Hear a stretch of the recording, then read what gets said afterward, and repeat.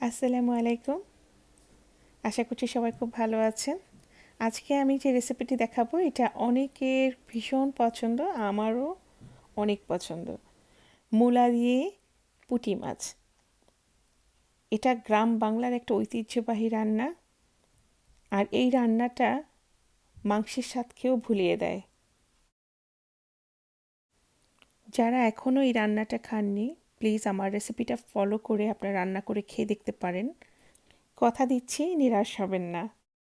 নতুন রাঁধুনি যারা আছেন তাদের জন্য আমার এই রান্নাটা উপকারে আসবে আশা করছি।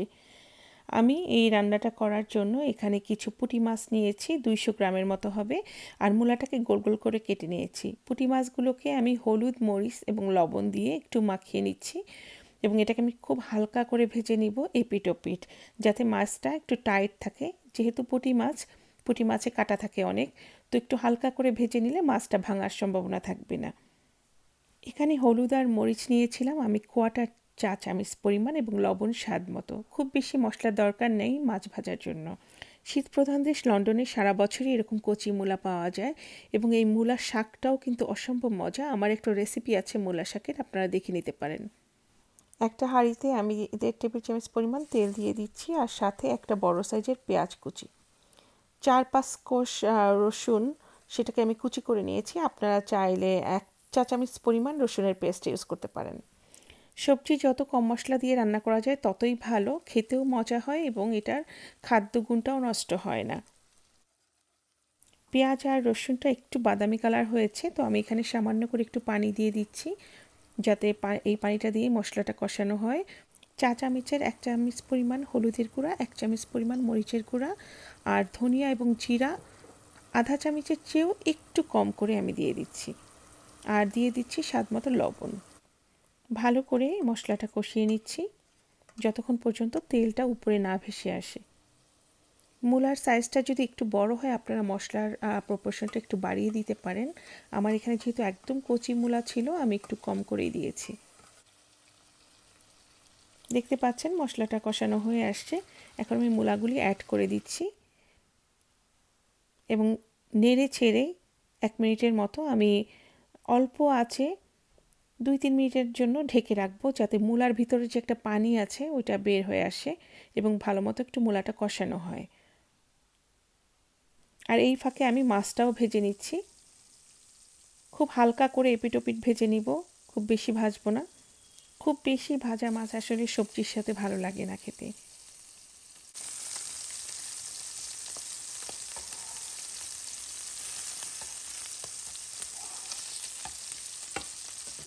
এদিকে মূলাটাও কষানো হয়ে গেছে, তো আমি এখানে দিয়ে দিচ্ছি 2 কাপ পরিমাণ পানি।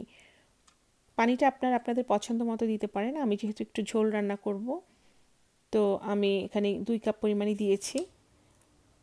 আর এখন একটু জাল বাড়িয়ে 5 মিনিটের জন্য ঢেকে রাখবো। মাছটাও ভাজা হয়ে গেছে, তুলে নিয়েছি। 5 মিনিট পরে মূলার ঢাকনাটা খুলে এই যে দেখতে পাচ্ছেন যে খুব সুন্দর একটা কালার হয়েছে এবং মূলাটাও কিন্তু অনেকখানি সিদ্ধ হয়ে গেছে। এই মূলাটা পানি ছাড়াও সিদ্ধ হয়ে যায় অল্প আঁচে ঢেকে রাখলে, কারণ অনেক বেশি কচি মূলা। তো আমি যেহেতু একটু পাতলা ঝোল রান্না করব, তো আমি এই জন্য বেশি করে একটু পানি দিয়েছি আজকে, কারণ পুঁটি মাছের সাথে এটা একটু ঝোল খেতেই ভালো লাগে।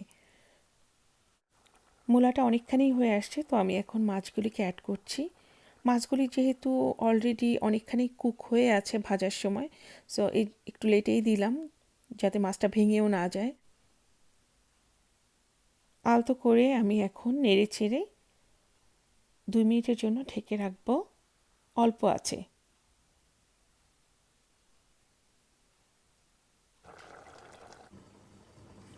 2 মিনিট পরে তুলে এই যে দেখিয়ে দিচ্ছি আপনাদেরকে কেমন হলো। খুব সুন্দর একটা অ্যারোমা আসছে এবং কালারটাও খুব সুন্দর হয়েছে।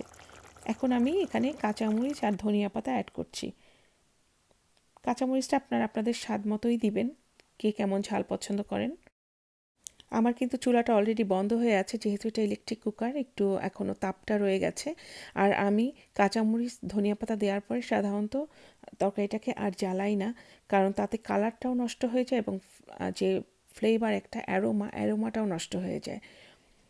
এই যে দেখতে পাচ্ছেন যে সুন্দর একটা কালার হয়েছে এবং আমি কিন্তু অ্যারোমাটা পাচ্ছি, ভীষণ সুন্দর একটা অ্যারোমা আসছে। এই তরকারিটা গরম ভাত দিয়ে খেতে অসম্ভব মজা হবে। রেসিপিটি ভালো লাগলে প্লিজ আপনাদের ফ্রেন্ডস অ্যান্ড ফ্যামিলিদের সাথে শেয়ার করবেন আর আমার চ্যানেলটার পাশে থাকবেন। আমি আবার আসবো দেশ বিদেশের অনেক রকম রান্না নিয়ে আপনাদের মাঝে। আজ এ পর্যন্তই। আল্লাহ হাফিজ। আসসালামু আলাইকুম।